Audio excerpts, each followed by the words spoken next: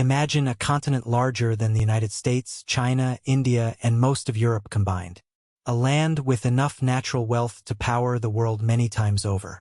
Gold, diamonds, cobalt, oil, fertile soils, sunshine almost all year long.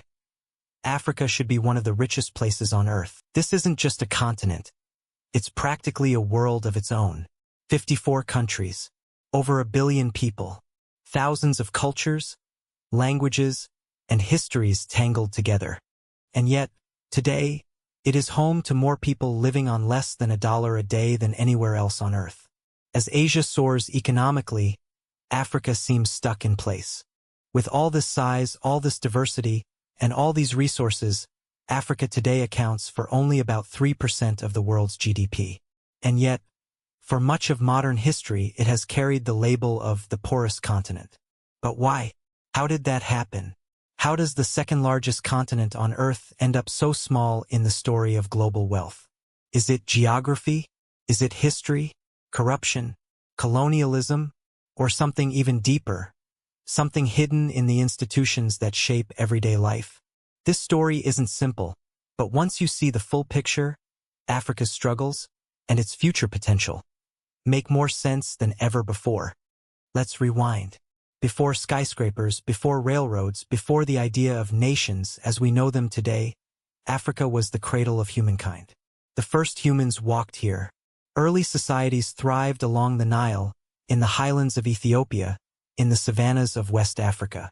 Rich oral traditions, ancient kingdoms, bustling trade routes. Africa wasn't always behind. So what happened? First, let's talk about the land itself. Geography is destiny, at least at the start. The Sahara Desert, the largest hot desert in the world, stretches across the north, cutting off easy trade and communication with Europe and Asia for centuries. In the center, tropical rainforests are dense, humid, and full of diseases like malaria. Even the fertile-looking soil often erodes quickly without careful farming. It wasn't an easy place to build the kind of dense, farming-driven societies that powered early empires in Europe or Asia. For many communities, it was just easier and safer to stay mobile, to hunt, to gather, to fish, to move with the seasons. Anthropologists call this the trap of sedentism. Sometimes a land is so rich with wild food, water, and would that group stay put until they deplete resources, then move on. But in Africa, those gardens of Eden were rare. Instead, people had to stay small, scattered, self-sufficient. Fast forward, and you get a continent with hundreds of ethnic groups, thousands of languages, and deeply diverse traditions. That diversity is beautiful. It gives Africa its soul. But it also meant that when the modern age of trade, cities, and industrialization arrived, the continent didn't have the same concentrated hubs of commerce that Europe and Asia did. And then came borders. European colonial powers carved Africa up like a cake, except they weren't looking at culture, language, or history. They drew lines on maps for their own convenience. That meant countries like Nigeria, Congo, and Sudan ended up with dozens of groups forced together under one flag.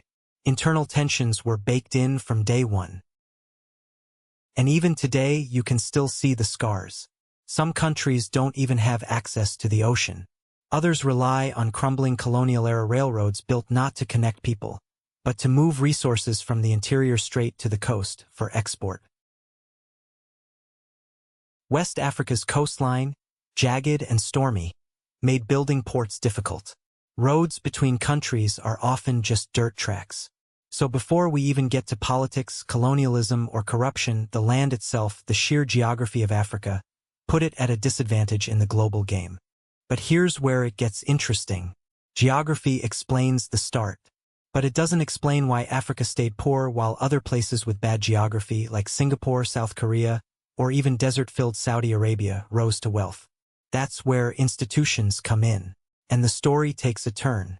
Because Africa's biggest challenge wasn't just the soil, the climate, or even the borders. It was the systems of power, the way leaders ruled, the way resources were managed, and the way ordinary people were either empowered or crushed. To understand that, we need to look at one of the darkest chapters in world history, the rise of the Atlantic slave trade. So we've seen how geography shaped Africa's early disadvantages: scattered populations, weak farming foundations, and borders carved up by outsiders.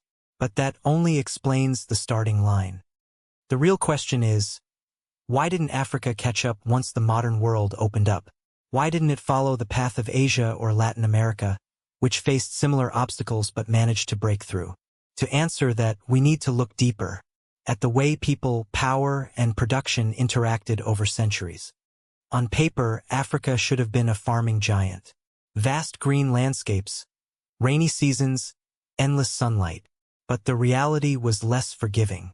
Even in places that looked fertile, the soil was often thin and fragile, prone to erosion. To keep crops growing year after year, you'd need advanced techniques, irrigation, fertilizers, crop rotation, things that took centuries of trial and error elsewhere. Without that, farming wasn't just tough, it was unreliable. And when farming is unreliable, people stay scattered. Villages remain small, trade stays limited, and large, centralized economies, the kind that build cities and technology, never get off the ground. But there's another twist. The places in Africa that were rich with life, thick jungles, swamps, rivers, came with a hidden cost. Malaria, tsetse flies, and other tropical diseases thrived there. For centuries, these regions punished attempts at dense settlement. The result? Communities that were spread out, always moving, always self-sufficient. That might sound sustainable, but in the long run it meant fewer trade networks, fewer shared innovations, and less collective growth. This is what anthropologists call fragmentation. Dozens of groups, dozens of languages, dozens of economies that never really merged into one. And when outsiders eventually arrived, that fragmentation became a weakness they exploited. Fast forward to the colonial period. European powers, sitting in conference rooms thousands of miles away, sliced Africa into artificial countries with little regard for who actually lived there. Ethnic groups were split in half. Rivals were forced into the same borders. That's why even today, a country like Nigeria has over 250 ethnic groups. Sudan was split between North and South with completely different identities. The Congo alone has more than 200 local languages. From the start, these nations weren't built for unity, they were built for control. And the infrastructure they left behind? Same story. Railways didn't connect African cities to each other. They connected mines to ports. Roads weren't designed for trade between neighbors. They were designed for colonizers to move resources out. That's why today, if you look at a rail map of Africa, you'll notice something strange. Instead of networks, you see straight lines running from the interior to the coast, like straws stuck into the continent sucking resources out. But let's zoom in on something else economists talk about: entrepreneurship. When we think of entrepreneurship, we imagine startups or businesses. But in economics, it's bigger than that. It's about how societies organize land, labor, and capital into something productive. It's about leadership, vision, and the ability to coordinate. In Africa, this was historically weak. And not because people lacked talent or creativity, but because power structures made entrepreneurship risky. Why invest in trade if your cart, your goods, or even your workers could be seized by a local chief or king? Why build up farms if invaders might raid and burn them down? Why create something lasting when the system around you wasn't designed to protect it? That constant threat discouraged innovation. People stuck to what was safe. Survival, self-sufficiency, staying small. But survival came at a cost. It meant Africa entered the modern global economy with weaker institutions, weaker trade links, and fragmented societies. And that weakness collided head-on with one of the darkest forces in human history, the transatlantic slave trade. Because once outsiders realized what Africa's fragmentation meant, they didn't just trade with it, they exploited it. Corruption in Africa isn't just about a politician taking a bribe or a minister misusing government funds. It's much bigger, much deeper. It's systemic. It creates a shadow economy where the powerful get richer, the poor get ignored, and development stalls. Take Nigeria. The country is rich in oil, so rich it should have been one of the strongest economies in the world by now. But instead of prosperity, oil became a curse. Money from oil was funneled into private bank accounts, fueling luxury lifestyles for the few while the majority struggled with poverty, weak infrastructure, and unemployment. In fact, a World Bank study once estimated that about $400 billion of Nigeria's oil wealth has been stolen or misused since independence. That's not just a leak in the system, that's a flood. And Nigeria isn't alone. Angola, Equatorial Guinea, the Democratic Republic of Congo, these are nations with vast natural resources, yet poverty still crushes everyday people. Economists call this the resource curse. When a country depends too much on natural resources, those resources often become a magnet for corruption and power struggles instead of fueling broad-based growth. Now, let's zoom out and ask, why does this keep happening? A lot of it comes down to institutions, the rules of the game. In countries where the courts, police, and governments actually work, corruption has limits. But in many African nations, weak institutions mean there are no real brakes on power. Leaders can siphon off billions with little consequence. Think about Mobutu Sese Seko in Zaire, now the DRC.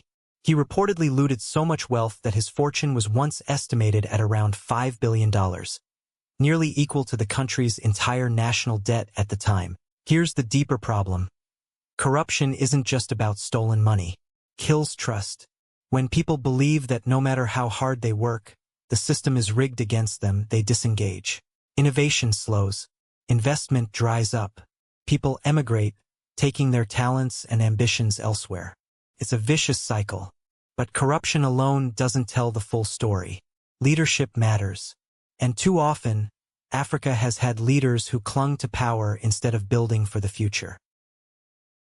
Look at Zimbabwe under Robert Mugabe. When he first came to power in 1980, Zimbabwe was celebrated as one of the brightest prospects in Africa. But decades of authoritarian rule, hyperinflation, and land seizures collapsed what could have been a stable economy. By 2008, inflation had spiraled so badly that people carried trillion-dollar banknotes that were practically worthless. Now contrast that with leaders who made different choices. Take Paul Kagame in Rwanda. His rule has been controversial. He's been accused of suppressing dissent. But no one can deny Rwanda's transformation. From the ashes of genocide in 1994, Rwanda rebuilt its institutions, cracked down on corruption, and invested heavily in technology and infrastructure. Today, Kigali, the capital, is often described as one of the cleanest and most orderly cities in Africa. It's not perfect, but it's a glimpse of what's possible when leadership and institutions align. Still, there's a harsh reality. The outside world plays a role too. Corruption doesn't happen in a vacuum. Western companies, Chinese investors, and global elites have often been complicit, paying bribes or turning a blind eye when it served their interests. The late Kenyan writer Ngugi wa Thiong'o once said, "Corruption is not a uniquely African disease. It's an international epidemic." And he was right. So here's the question that keeps economists, policymakers, and ordinary Africans awake at night. How do you break this cycle? How do you move from resource curse to resource blessing? From corruption to accountability? From leaders who take to leaders who build? Because if Africa can crack that code, the story shifts completely. This isn't just about survival anymore. It's about unleashing the potential of 1.4 billion people, many of them young, ambitious, and ready to shape the future. But the fight against corruption and the resource curse doesn't happen in isolation. It's tangled up with education, with infrastructure, with globalization. And that's where we need to head next, because without the right foundations, even the best leaders can't build a lasting legacy. If corruption eats away at trust, then poor education and weak infrastructure eat away at opportunity. Together, they form one of the biggest barriers to Africa's growth. Let's start with education. Across the continent, millions of children still don't finish school. Even when they do, the quality of education is uneven. Imagine sitting in a classroom with 80 students, one teacher, and no textbooks. That's the reality in parts of sub-Saharan Africa. The result? A workforce that's often unprepared for the demands of a modern, globalized economy. But here's the twist. Africa is young. Very young. The median age across the continent is just 19 years old. That means Africa has the world's fastest-growing labor force. By 2050, 1 in 4 people on Earth will be African. This can be a blessing or a curse. If those young people are educated, trained, and given opportunities, Africa could become an economic powerhouse, just like Asia did in the late 20th century. But if opportunities are scarce, frustration builds, unemployment rises, and instability follows. Now think about infrastructure: roads, power, water, internet. In too many regions, these basics are missing. Transporting goods across borders can take weeks instead of days. Power outages are so common in countries like South Africa and Nigeria that businesses spend billions on backup generators. Internet access, though growing, still leaves millions disconnected from the digital economy. This lack of infrastructure makes it nearly impossible for industries to scale. Imagine trying to build a manufacturing hub when the electricity cuts out 3 times a day, or trying to export crops when the nearest paved road is 200 miles away. That's the daily reality for many African entrepreneurs. But again, let's not write the story as pure doom and gloom. There are sparks of hope. Ethiopia, for example, invested heavily in infrastructure over the past 2 decades. New railways, industrial parks, and one of Africa's largest airlines helped fuel rapid economic growth, at least for a while. Kenya has become a tech hub with its Silicon Savannah, leading innovations in mobile money through platforms like M-Pesa, which changed how millions handle payments. Ghana is making strides in renewable energy, positioning itself for a greener future. Yet even with these bright spots, Africa remains deeply entangled in the global economy. And that relationship has been complicated. For decades, Africa exported raw materials: copper, cocoa, oil, gold, while importing finished goods. This left the continent dependent on outside powers for everything from technology to pharmaceuticals. And dependence often means vulnerability. When global commodity prices fall, African economies crash. When foreign investors pull back, projects stall. Then there's China. In the last 20 years, China has poured billions into African infrastructure: roads, railways, ports. On paper, this sounds like exactly what the continent needs. But the catch is debt. Many countries now owe huge sums to Chinese lenders, raising fears of a new kind of dependency. Western nations, meanwhile, accuse China of using debt diplomacy, while they themselves have long histories of exploiting African economies. It's a messy tug-of-war, and Africa is caught in the middle. But here's where history offers perspective. 50 years ago, much of Asia faced similar challenges: weak institutions, poor infrastructure, limited education. South Korea, Singapore, Vietnam, all were once considered hopeless cases, and yet they turned things around. Not overnight, not without setbacks, but through sustained investment in education, infrastructure, and governance. Could Africa do the same? Could the world's youngest continent follow that trajectory? That's the million-dollar question. And it's what brings us to a crossroads, because while the challenges are enormous, the opportunities are too. The key lies in how the continent navigates the next few decades.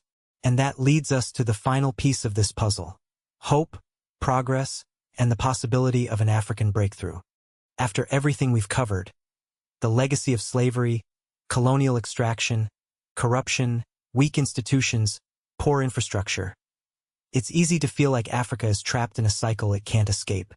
But history shows us that no cycle lasts forever. Change is possible. Let's start with Botswana. On paper, Botswana should have been a failure story.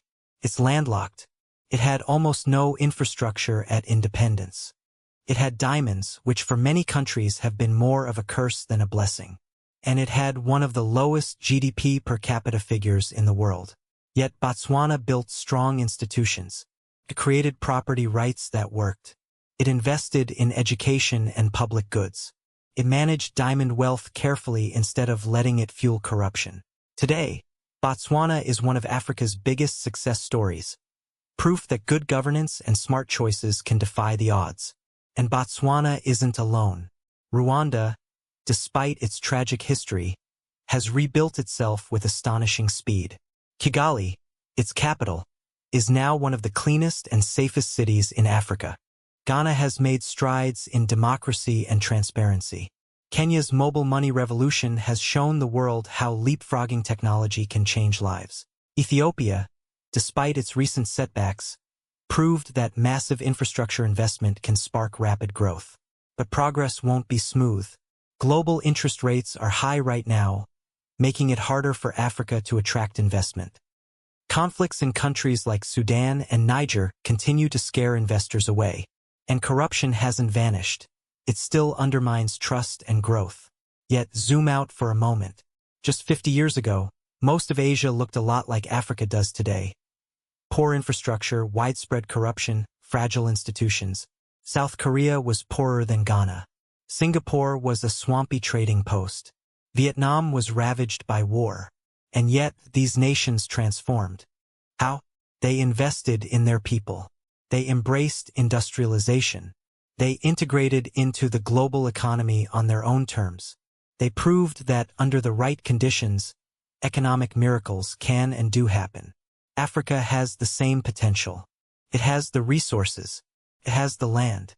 Most importantly, it has the people. By 2050, Africa will have the largest working-age population in the world. If those millions of young people are educated and empowered, the continent could fuel one of the greatest economic booms in history. And there's another powerful truth. Once momentum builds, it tends to keep going. As Asemoglu and Robinson argue, economic success breeds more success. Institutions strengthen. Middle classes grow. Opportunities multiply. The real question is timing. When will Africa's breakthrough come? No one can predict the exact moment, but the ingredients are already there. The continent isn't doomed. It's on the edge of something big. It just needs the right push. So maybe the narrative we've told about Africa for decades, that it's cursed, that it's hopeless, is wrong. Maybe it's just unfinished. Maybe we're living through the chapter before the breakthrough. And if Africa does rise, it won't just be good for Africans. It will reshape the world, new markets, new innovations, new cultures sharing their ideas on a global stage. Because remember, just 300 years ago, even the wealthiest nations on Earth were poor by today's standards. Human history is full of turnarounds. Africa's may be coming next. This story isn't over, it's being written right now. The next chapter of global progress is being shaped across Africa, and we'll be here to document it, to analyze it, and to understand it together. If you want to see the full picture of our changing world, subscribe to the channel and hit the bell. Don't just watch history. Understand it with us.